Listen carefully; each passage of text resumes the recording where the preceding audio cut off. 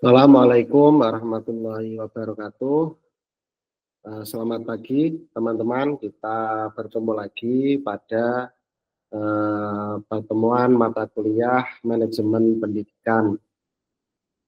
Sebelum kita mulai pembelajaran, silakan teman-teman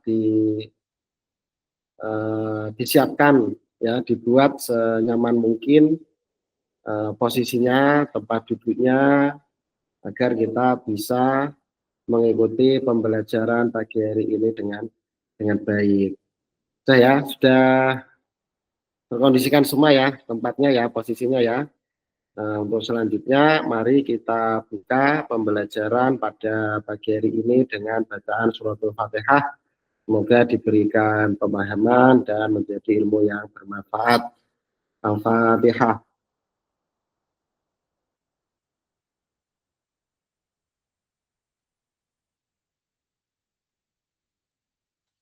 Terima kasih. Untuk pagi hari ini kita akan membahas tentang fungsi manajemen yang kedua, yaitu fungsi pengorganisasian.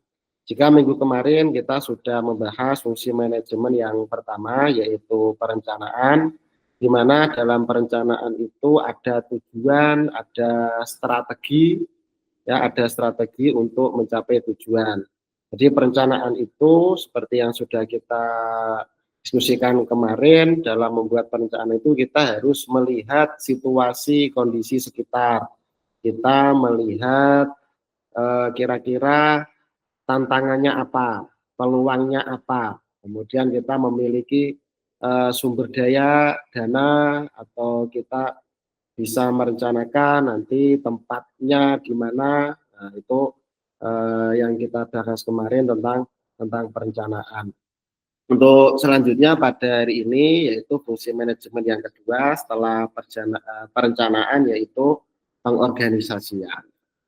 Nah, nanti dalam perkuliahan, ya, dalam perkuliahan pagi hari ini harapannya nanti teman-teman itu tahu tentang konsep dan tujuan pengorganisasian. Ya, kemudian yang kedua, nanti teman-teman bisa memahami struktur organisasi lembaga pendidikan, karena kita nanti fokusnya ke lembaga pendidikan. Kemudian yang ketiga, nanti teman-teman bisa mengidentifikasi pembagian tugas dan wewenang. Kemudian yang keempat, nanti teman-teman bisa paham dan mampu menjelaskan tentang pentingnya koordinasi antar lembaga. Sebagai awalan untuk lebih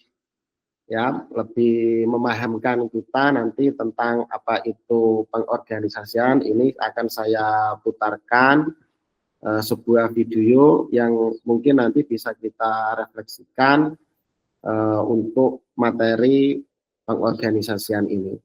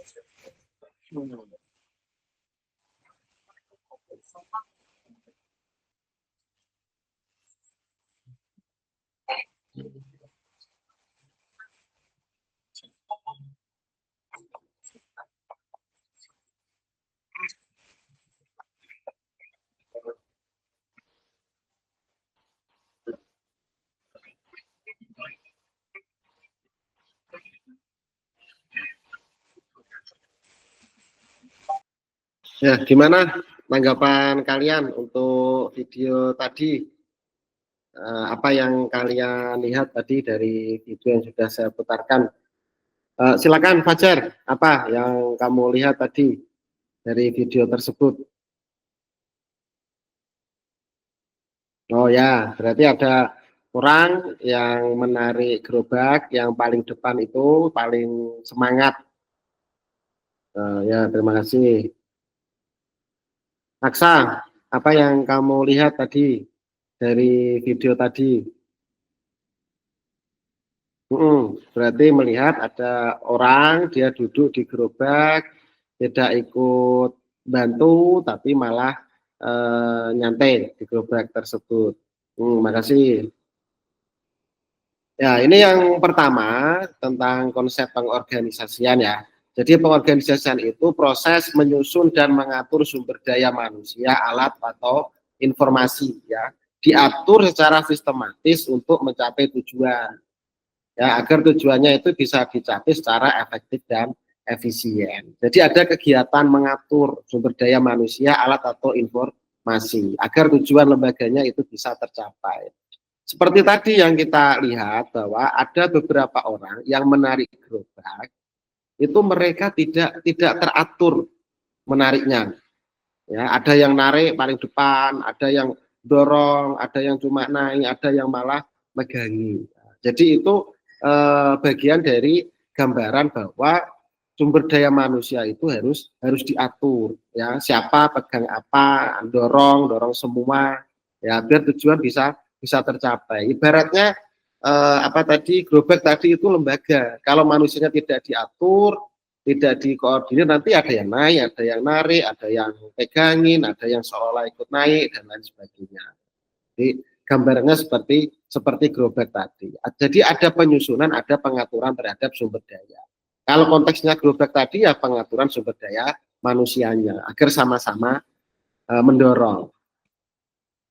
Kemudian tujuan pengorganisasian. Satu, menciptakan struktur kerja yang efisien. Yang efisien itu berarti menggunakan sumber daya yang minim. Ya, seperti tadi. Kemudian yang kedua, menentukan siapa bertanggung jawab pada siapa. Jadi pengorganisasian itu nanti akan menentukan siapa bertanggung jawab kepada siapa. Ada hierarki jelas ya, siapa bawahnya siapa bertanggung jawab kepada siapa. Semisal di organisasi kita yang paling sederhana, semua anggota itu, semua divisi, sekretaris, bendara itu bertanggung jawab pada ketua.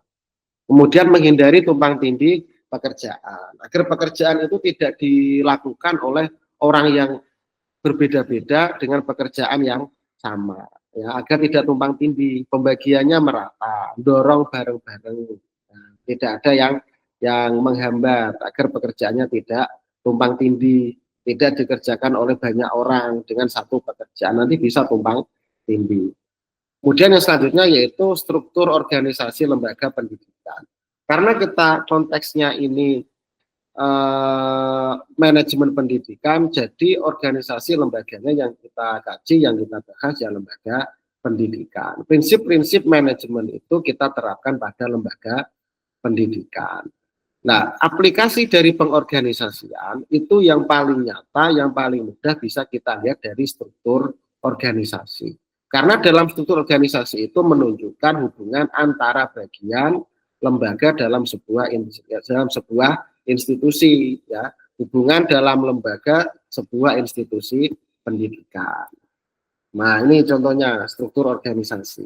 Jadi ada kepala sekolah, kemudian koordinasi dengan komite sekolah, ya, penjab koordinasi tata usaha, kemudian di bawahnya ada waka bidang kurikulum, ada waka bidang sarana prasarana, dan waka bidang bidang kesiswaan. Nah, ini struktur organisasi yang sudah umum lazim kita lihat di suatu lembaga pendidikan, entah di sekolahan kita dulu zaman SMA, sekolahan kita dulu zaman SMP, itu kan di ruang tamu, di kantor, biasanya kan dipasang papan organisasi. Nah, papan organisasi itu, struktur organisasi itu melambangkan pengorganisasian yang ada di lembaga tersebut.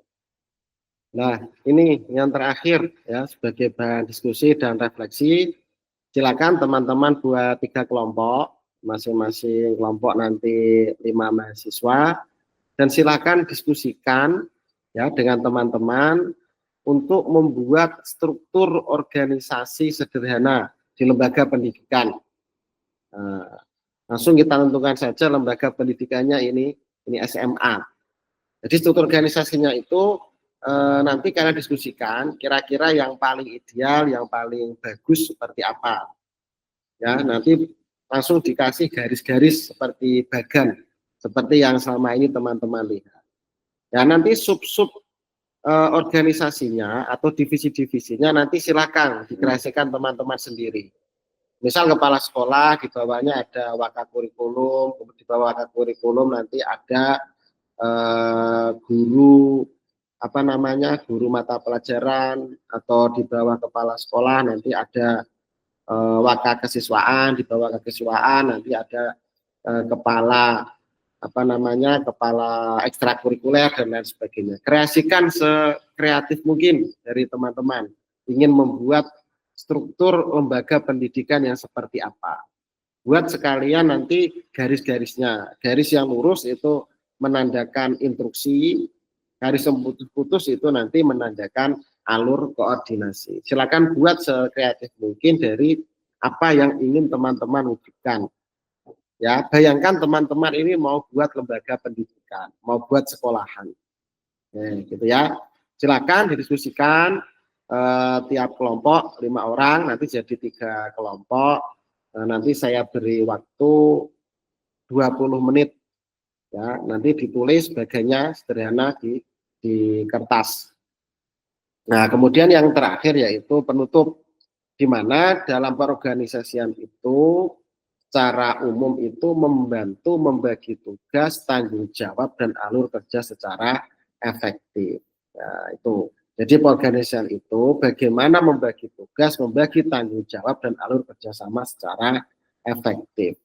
Kemudian yang kedua, struktur organisasi itu mempengaruhi kinerja lembaga. Kalau struktur organisasinya itu bagus, efektif, efisien, maka kinerja lembaganya juga akan bisa efektif dan efisien.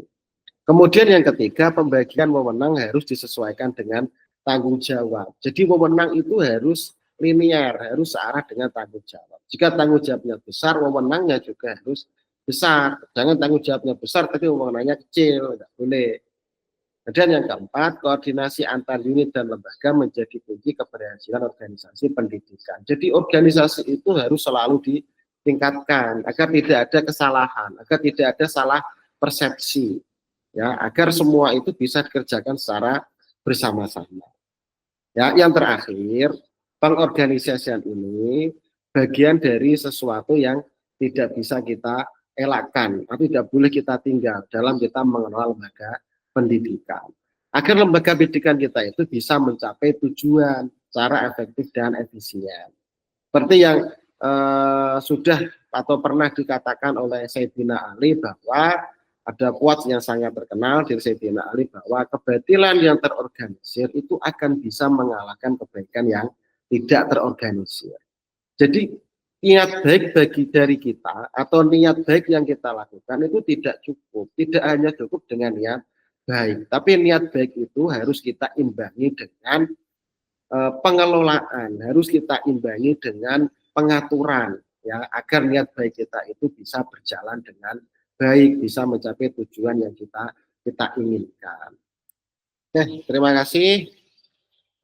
Sebagai penutup, mari kita tutup pertemuan pada pagi hari ini dengan bacaan hamdalah. Alhamdulillahirabbil alamin.